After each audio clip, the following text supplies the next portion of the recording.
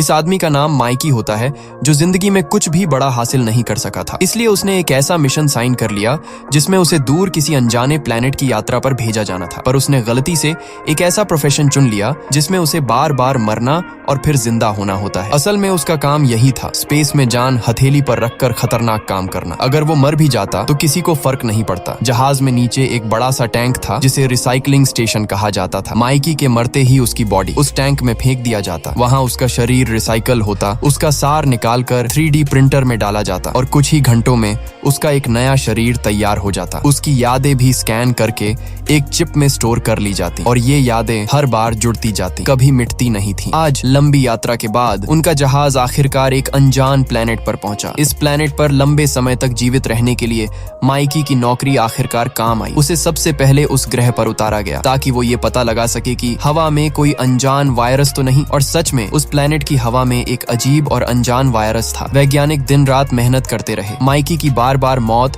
और फिर जिंदा होने की वजह से आखिरकार उन्होंने एक वैक्सीन बना ली। अब वे खुलकर उस प्लेनेट की हवा में सांस ले सकते थे। तब तक माइकी 1 से बढ़कर 17 नंबर पर पहुंच चुका था, यानी वो अब तक 16 बार मर चुका था। एक दिन माइकी अपनी 3 साथियों के साथ एक बर्फीली गुफा की खोज पर गया। तभी एक महिला साथी को वहाँ एक छोटा सा सुराख नजर आया। जब उसने और भी ध्यान से देखना चाहा, तभी कुछ एलियन क्रीचर्स उस सुराख से निकलकर उन सब पे हमला कर देते हैं। अब वो लोग वापस लौटने की तैयारी कर रहे थे, तभी महिला साथी के सिर के ऊपर वो अजीब सा क्रीचर दिखा। उसने बिना देर किए उस पर गोली चला दी। इससे ऊपर की बर्फ टूट पड़ी और वो बेचारी महिला दबकर वहीं मर गई। टीम की पहली खोज नाकाम रही और माइकी को अपने बॉस की डांट सुननी पड़ी। और तो और उसका खाना भी आधा कर दिया गया। खाना आधा होना तो छोटी बात थी, अब उसे 2 शिफ्ट करनी पड़ रही थी। दिन के 14 घंटे, हफ्ते में 7 दिन, बिना किसी छुट्टी के, जब तक वो उस क्रीचर की नस्ल का कोई नमूना वापस न ले आए।